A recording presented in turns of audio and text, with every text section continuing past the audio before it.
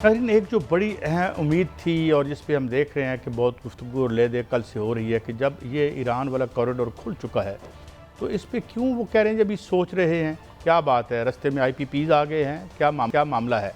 क्योंकि वहाँ से तो कहा जा रहा है कि बिजली भी बहुत ही सस्ती कीमतों में आ रही है। कल इत्तफाक से मियाँ साहब, मैं एक जगह हेयर सैलून में था तो मुझे एक एक्सपोर्टर मिल गए, तो बातें होगी, वो पहचान के बात करने लगे। वो यहाँ से गारमेंट्स और तौलिए वगैरह एक्सपोर्ट अमेरिका करते हैं। मैं कुछ सुनाएं क्या हालात हैं बिजली के? कहते हैं जी अब तो हम जो मकामी रॉ मटेरियल है वो ख़रीदने की बजाय रॉ मटेरियल हम चाइना से इंपोर्ट करते हैं, वो सस्ता पड़ता है और इसी तरीके से फिर यहाँ बना के तो कुछ हम सस्टेन कर रहे हैं, क्योंकि हमारी एक्सपोर्ट जो है एक एंटी एक्सपोर्ट एक इंडस्ट्रियलाइजेशन बाकायदा हुई है इस वजह से। और अब ये कहा जा रहा है जी कि अभी हम सोचेंगे उनसे ख़रीदें ना ख़रीदें। और मियाँ साहब, हालत ये है कि हमारे घर में, हमारे पहलू में, हमारे पिछवाड़े में जो बिजली बन रही है, यानी मुल्क में जो बिजली बन रही है वो उससे सस्ती वहाँ से आ रही है, आ सकती है ईरान से। तो क्या अमर माने है? और अब कुछ यूं भी लगता है कि जहाँ के जो ताकतवर हल्के हैं वो भी ज़रा अचंभे का शिकार हैं, क्योंकि हम देख रहे हैं कि उनकी जो भी आवाज़ें हमें नज़र आती हैं ये हमअसर मीडिया पे, वो भी कुछ समझ नहीं आ रहा उन्हें कि why they are still in the process of thinking to buy cheaper energy. तो क्या है, वेस्टेड इंटरेस्ट फिर आ रहा है मुबैना तौर पर? मियाँ साहब देखिए कैसा 1992 से लेकर अब तक जो पावर सेक्टर के साथ, तवानाई सेक्टर के साथ हुआ है वो साजिश है, उस साजिश के तहत हुआ है। मैं एक एक करके साबित कर सकता हूं। अभी भी जो ईरान की बात हुई, ईरानी सदर पाकिस्तान आए, उन्होंने आकर जो है वो मुज़ाकरात पर बाकायदा, उसमें फील्ड मार्शल साहब बैठे हुए थे, वज़ीर आज़म बैठे हुए थे, दीगर वज़रा बैठे हुए थे, उनका भी वक्त पूरे का पूरा वहाँ पर बैठा हुआ था। उन्होंने दावत दी कि हमसे तेल भी लें, पेट्रोल, गैस और LPG भी लें, और इसके अलावा जो है वो वहाँ से LNG जो है वो गैस जिसका डीजल होता है वो भी ले।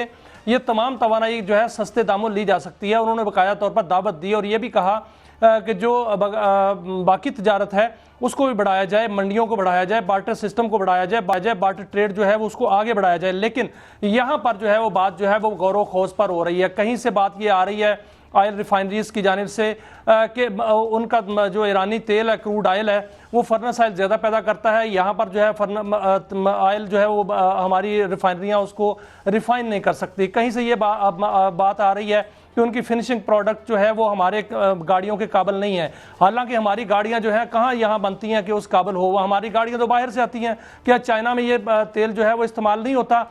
अब कायद साहब जो है वो फैसला हो चुका है कि जो 200 से 250 बल्कि 400 अरब रुपए तक जो स्मगलिंग होती थी उसको रोकना है, क्योंकि उसका बड़ा हिस्सा जो है वो दहशत गर्दों को जाता था। बाकायदा तौर पर उनको जो है वो उनको फंडिंग की जाती थी, जो स्मगलर थे वो करते थे। अब उसको रोकना ये फैसला हो चुका है। जो ये हुकूमत की जानिब से बात की जाती है ना कि हम इस पर गौर कर रहे हैं, हम फलां जो है सेक्टर ये कह रहा है कि ये वायबल नहीं है, ये काबिल अमल नहीं है, उस पर जो है बाकायदा नाराजगी का इजहार किया गया है कि क्यों ऐसा क्यों नहीं हो सकता।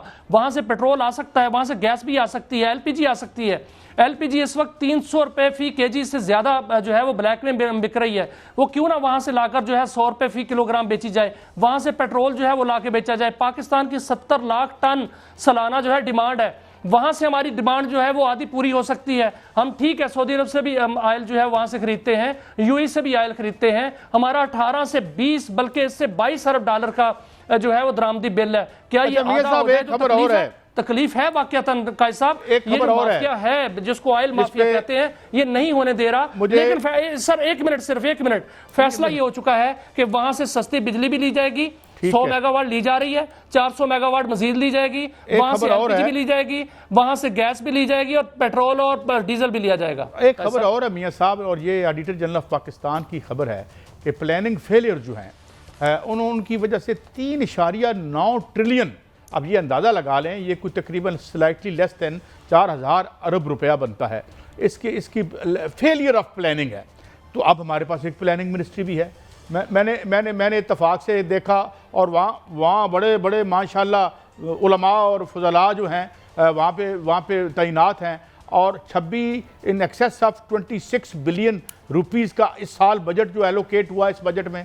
पिछले साल भी बहुत सा पैसा खर्च हुआ, कोई 1000 अरब रुपये गालबन था। मैंने देखा नेट पे कि जी उसमें से 4 साढ़े 4 तो ये अगर यही अजीम हमने नताइज अखज़ करने हैं 3.9 ट्रिलियन के फेलियर ऑफ प्लानिंग का जो नुकसान है, तो प्लानिंग से ही जान छुड़ा लेते हैं, 26 अरब तो बच जाएगा। क्योंकि वो याद है ना आपको, उन्हें क्या ये तो इस तो आधे पैसे मैं तो सजाए मौत करा देना, वो जो वकील साहब वाला पुराना कदीमी लतीफ़ा है। एक यहो जी प्लानिंग तो मियाँ साहब मैं कर देना, मेरे को करा लो, मुफ्त करा लो। एक तो ये बताइए कि ये 3.9 ट्रिलियन का लॉस हुआ, फिर रेलवे के हवाले से क्यूमुलेटिव लॉसेस की उन्होंने बात की, वो 61 बिलियन पे चले गए। मैंने हमसाये में देखा यार उनकी कैसे चल रही है, वो सब्सिडी दे के भी थिन रेजर उनका या प्रॉफिट होता है या थिन रेजर उनका नुकसान होता है। और वो मैं मॉडल आपको बाद में बताऊंगा कि इंडियन रेलवेज का क्या मॉडल है। ये जरा आप पहले इस पे तो आए, ये क्या है, इतनी मनसूबाबंदी के बाद हम नुकसान कर रहे हैं, तो बगैर मनसूबाबंदी के कर लिया करें, क्या कहेंगे?